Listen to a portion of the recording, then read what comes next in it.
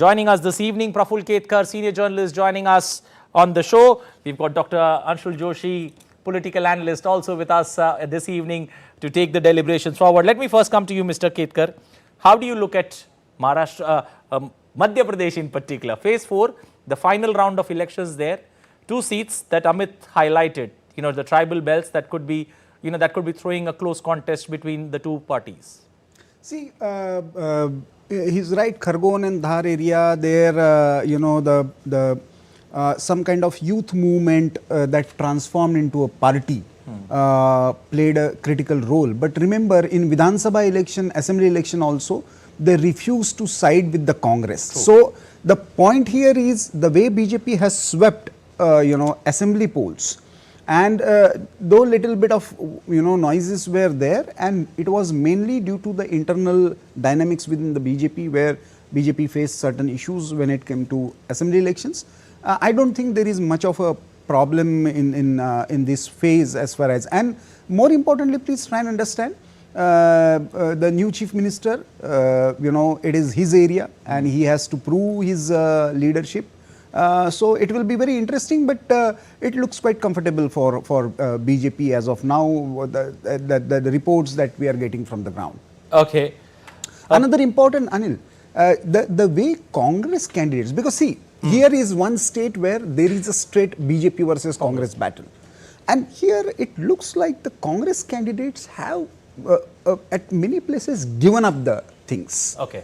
So the guards are very low after assembly elections. Okay. And the way we have seen the drama taking place in Indore, where the Congress candidate at the last moment has switched the side. So it would be, quite interesting to see how does the voter respond to this. Okay, Dr. Joshi, looking at Maharashtra, Maharashtra, you've got North Maharashtra, you've got Western Maharashtra, you also got the Marathwada region into play, and you've got all the political players, that we can think about, all in this election battle. How do you see this high voltage, high drama battle that plays out in phase 4?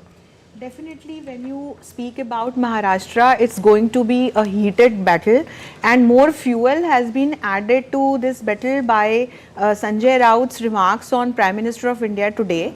So definitely there are different regions in Maharashtra, and the fight is tough.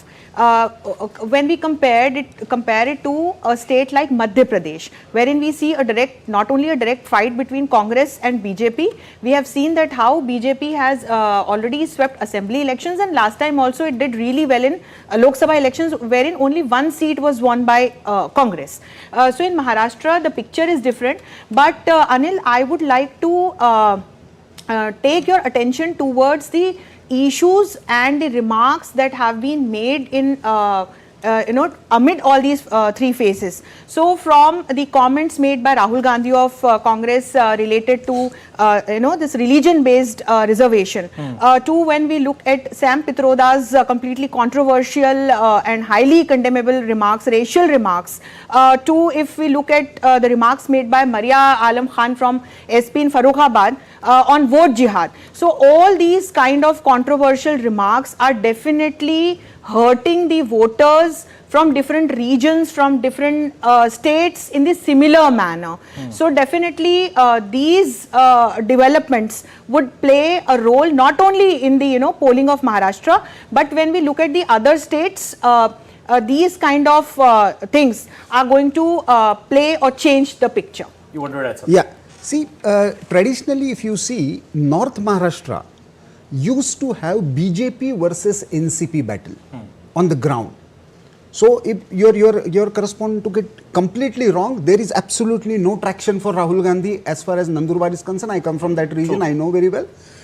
It is, though there is a tribal region, it was always a NCP bash. Means it was NCP versus BJP.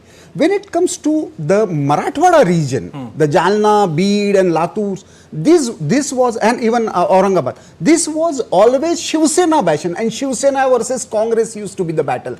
Now interesting thing is, when Ashok Chavan is on this side, Pankaja Munde and Dhananjay Munde are actually on the same side. What kind of equations take place on the ground and here also in northern Maharashtra, when Eknath Khadse and Gulabrao Patil, these people who used to fight against each other are now NCP, Shiv Sena, BJP, on the all stalwarts of northern Maharashtra actually are on the same side.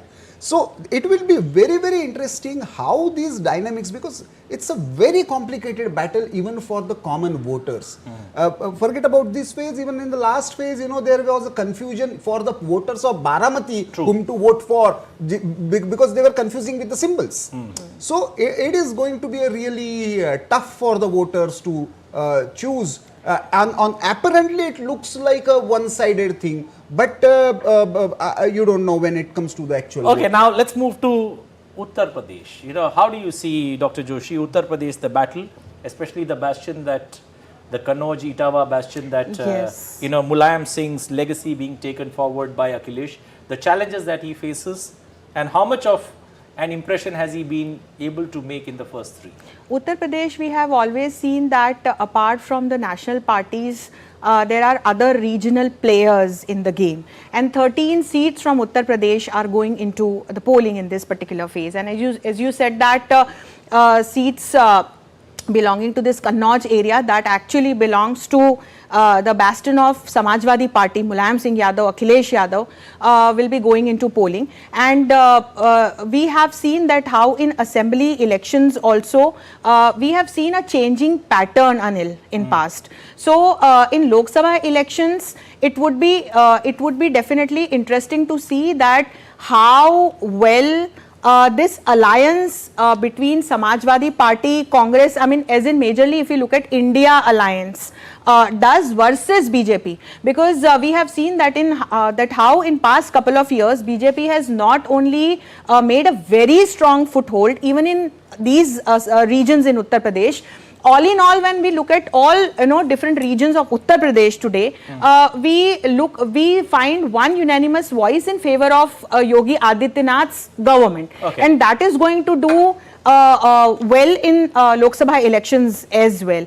And BJP and on the other hand, we see a really weak BSP at the moment. And then when we look at the OBC voting patterns, or for that matter OBC voters, you see how the present Chief Minister of Madhya Pradesh is, he was constantly visiting Uttar Pradesh and was doing rounds in these areas. Okay. So Samajwadi Party versus CM of Madhya Pradesh, Shri Mohan Yadav. Okay. That also we should not forget. One final word from you. Srinagar, the Srinagar parliamentary constituency, the fight there, it's the bastion of the Abdullahs. Oh, yes. Does this time anything change post the abrogation of Article 3? Two things that I find very, very interesting. Post 370, the kind of nominations that we have seen from various segments, it is really amazing. It clearly shows the way vibrant democracy is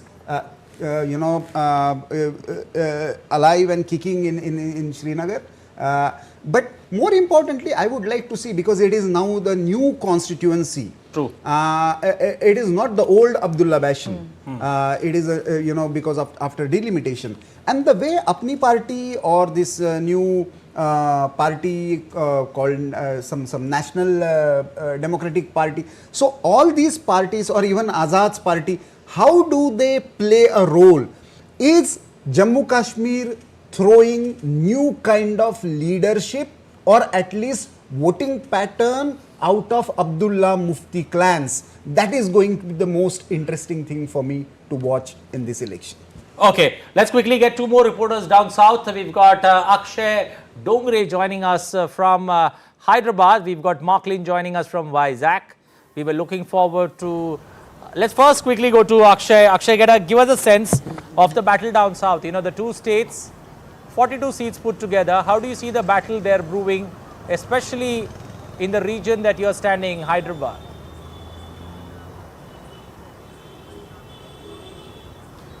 Well, Anil, as far as Hyderabad is concerned and the entire state of Telangana, it's a triangular contest. That is one thing very clear here in the state. Now we are looking at three major political forces here in the state. the Bharatiya Janata Party, the Indian National Congress, and the Bharat Rashtra Samiti. From the last legislative elections that took place in 2023, one thing has become very clear that Congress has, in fact, Congress has gained some ground in the state. They formed the government, and they have gained ground in the state at the cost of the Bharat Rashtra Samiti. Okay. It seems that the BRS that was earlier, as it was called TRS, it had it had some national ambitions, and during those national ambitions, it lost focus in the state of Telangana, which was exploited by the Indian National Congress. While the BJP is consistently trying to gain grounds in the areas where it feels that it can work better than the Congress party and the BRS. For example, if you look at 2019 elections, then the BJP had outperformed the Congress party by gaining 4 out of 17 seats. It was the TRS then that had gained 9 seats, and the Indian National Congress had gained 3 seats, while 1 seat going to AIMIM. So this time around, there is one thing very clear: the BRS will try to regain its lost ground. The Congress will try to repeat its performance of the last legislative election, whereas the BJP is trying to turn Telangana into a citadel and a state from where it can in fact move further south. So and expand into the territory of the Telangana. So that is going to be the priority for the political parties. Okay, we've got Mark Lynn joining us from the neighboring state. Mark, good evening. How do you see the contest coming up, especially in Andhra Pradesh, looking at the Lok Sabha as well as the assembly elections that takes place together on the same day? Does that leave the voters and the candidates in the election fray with too much on their hands? Well, Anil, clearly the state has been voting that way since 2014. There have been simultaneous elections for the Lok Sabha as well as for the 175 assembly seats, 25 to the Lok Sabha. And we've seen that in 2014, the entire state went with the TDP, which was in alliance with the BJP at that time. And the JSP was also supporting them from outside. Then there was a reversal in 2019, as we saw that the YSRCP swept the entire state. And now again, we are seeing in 2024 that the BJP, the TDP and the JSP are together again. But when we look at the issues, they do overlap a little bit, because the idea is for the development of this entire region, since it was bifurcated. They're looking at ways for this development, for which they need the support of the center. So hence the local issues as well as the national issues are more or less the same for the people of the state. And it is to some extent a triangular contest when we look at it, because apart from the YSRCP and the NDA, there is the India bloc as well that's participating in this election. So they are also contesting all the 175 and the 25 seats. Apart from that, there are several independents, and there are many parties like the BSP and the SP also in the fray. So, there are lots of candidates. There are lots of over 450 candidates, for the Lok Sabha elections. And clearly, there is one can't quite decipher the differences in terms of how the voter looks at the assembly election as well as the Lok Sabha election. Because if we've seen from the last two elections, they have thrown their lot behind one particular party. Okay. Final word, Siddharth joining us. Siddharth Bharadwaj joining us from Kanpur in Uttar Pradesh. Siddharth, a quick look at the political fortunes and the acid test that Akhilesh Yadav faces in this particular phase of elections. He himself contesting, and also his party along with Congress, the alignment that they have done in this particular region. Well, definitely, Anil, a very good evening to you, first of all. And when it comes to the elections in Uttar Pradesh, and this time around as well, I mean, the competition certainly is between the two political parties. I mean, between the two blocks. That is, one is BJP and the other one is the India Alliance, which is the Congress and the Samajwadi Party. Here I am in Kanpur, and this time around at these elections, in fourth phase, 13 seats are up for grabs, Anil. And if you talk about particularly the Awadh region, then the seats like Unnao, Lucknow, Lakhimpur, Kasarganj. These are the particular constituencies which are to watch out for. And the political dynamics, as always, in UP has been very interesting. If you talk about the Samajwadi Party, then yes, today, if I talk about Kanpur, Okay. tomorrow, there's a rally here in which Akhilesh Yadav will definitely be here along with Rahul Gandhi. So battle is between the BJP and Okay. the Indie bloc, to be very precise. Okay. Thank you, Mark. Thank you, Siddharth. Thank you, Akshay, for joining us this evening, getting us a better perspective there from the ground.